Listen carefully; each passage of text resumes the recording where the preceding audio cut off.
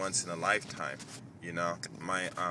And there's a lot of things that we can do, you know. You can, I mean, just think about it. You know, it might sound stupid, you know, but let's say like if you walking down the street, you know, you and your friends, and you got your now they got these I mean, it's just so many things that you can do. But let's just try this let's just try this for fun. Okay, let's say you got a friend, you got a camera and stuff, you got your laptop with you and stuff like that. Then you walk down the street, and if you know, and these white people that's on these tours, they're gonna look at you and they're gonna talk to you. You talk to them because they're not white Americans, and they will talk to you, especially if it's just a couple of you. It's a whole bunch of them. You're acting all stupid and stuff. Then you know they might be a little intimidated. But if it's just 1, 2, 3, let's say 5 of you, and you walk in the street and you think they're foreign, you know, you say, hey, how you doing? And they're like, oh, how you doing? Da, da, da, da. You know, you talk to them, you say, hey, you know, you like a picture of us? We can get you a picture of us, you know, souvenir, you know, $30. They're, okay, fine, you know. And if you got everything with you, then, you know, all you got to do is take the picture, upload it in your computer, let them see it if they like it. Okay, if they don't like it, then take it again, upload it in your computer, show it to them what it looks like. If they like it, then tell them, you know, $50, $30, whatever, and just email it to them, you know, to their email address, and they'll, you know, they'll give you the email address right there. You know, they're not really too much afraid of giving you an email address. I mean, how many, you know, it's not like you're going to actually email them anyway. And you give them the email address, and they give you the email address. You send that photo to them, let them verify it. They open up their email and check the photos there. Bam, you get $30, $50, just like that. Bam, you made that money. You know what I'm saying? And I'm not saying that you got to pay taxes on it, but nobody's not going to know. And just imagine if you get 2 of those, 3 of those a day, you know, and I'm saying that's a $30 to $150, you know. And it's the way how you talk to them. You know, people pay some money because a lot of people know that we're suffering and the problems that we're going through in America. A lot of people know, and all the white people, they don't hate us. It's a few of them out there, but it's a lot of them girls. I'm out here in Japan, and I talk to a lot of ballers and stuff that's up in Tokyo, and they said they don't mess with the Japanese girls because they full of shit. They don't mess with the white girls because they really full of shit. They don't mess with the sisters because they really, really full of shit. And they say they fuck with them white girls from the Eastern Bloc. I said because they know how to treat a brother. They act more like they act black, you know. And you think like, well, why they acting black, you know? But our culture and like, hip hop is everywhere, and there's a whole bunch of black people over in Russia, and I'm sure they over there, you know, dressing like we dress in America, and listening to our music and stuff, you know, and making rap music in Russian, whatever, and people like that stuff, you know, and I mean, you know, a lot of these companies, you know, they making money off of us. Basketball, these universities, and this basketball, they're making billions of dollars because of us, you know. And we ain't getting none of that stuff. So basically, I'm saying if we can manage to control our own entertainment and our own things, so we can make a lot of this money. And you know, they're talking about, you know, investing in the future and the stocks and all of that stuff. Sure, you know, don't worry about, wow, that girl, she is so cute, she always go up by here. Don't worry about that. You know, you make your money, you invest it and stuff like that. And a lot of these young guys send them to college and make them become politicians and stuff, you know. But I'm saying, you know, and it might be stupid, but I've done it. I was on the beach one day, and I saw this couple, and I said, hey, you know, give me $1, and I'll take a picture of it and email it to you, or $3 or $5, and they're like, okay, I never told us, and I sent it to them and everything, you know, they was happy, $5, bam, just like that, you know. But if you can hit these tourists up, because basically what it is when people when they travel, people bring money or their credit cards, whatever, because they know they're going to spend money. They know it's going to be expensive, but it's still cheaper than not having it at all. So all I'm saying is that there's ways to make money, you know, but you guys just have to be smart.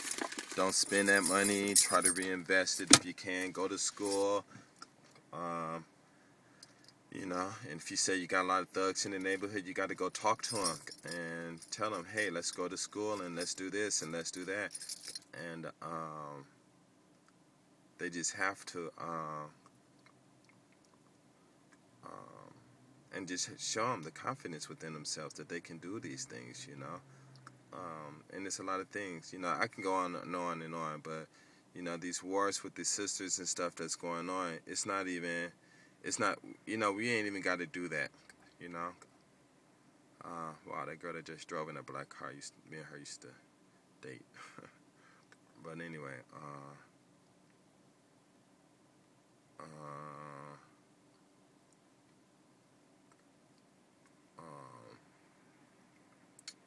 but there's ways, you know. I was in the military. Brothers on base didn't really like me. I was married to a white girl, but I guess that didn't help too much. But I didn't care. But I still went to him and talked to him, you know. And it finally took for a lot of them to really believe that I wasn't no coward and I was down. It took a big fight on base, and you know, some things happened, and I was there to help a couple of guys, you know, that was going to get, you know, seriously hurt. And after that, a lot of people like, wow, we didn't know you was like that. We just thought you was, you know, this and that. And I said, man, you guys don't know nothing about me. You don't know anything. Basically, it was this fight, and I guess it was the guys on base and the guys off base, and it was these three brothers, and they were all working out, and they were all huge and stuff. And I used to work out too, but I always try to work out with them, but they didn't really let me in their group. But one of the guys, me and him used to hang out and stuff a lot.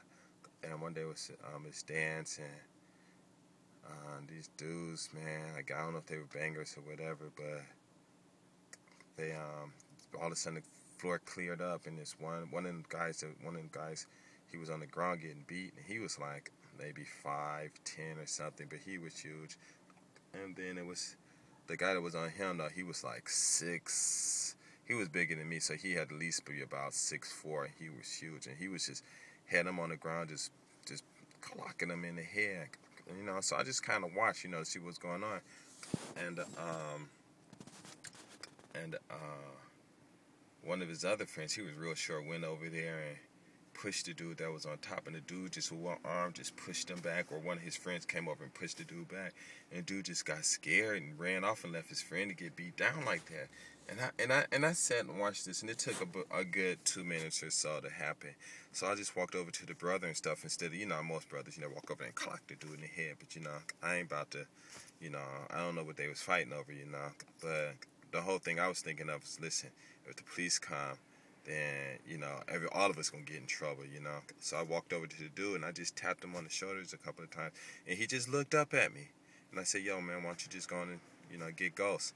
He's like, all right. He just jumped up. The dude was like at least 2 inches taller than me. I was like, fuck. And I'm like, he had me beaten. I was like, damn. You know, he jumped up. You know, I grabbed homeboy and pulled him up. You know, and the other guy that was with him, I guess he was, you know, he was standing up, and I guess he's real quick, so he didn't really let no one else get close to him, but he couldn't get over to his other friend because they were outnumbered anyway.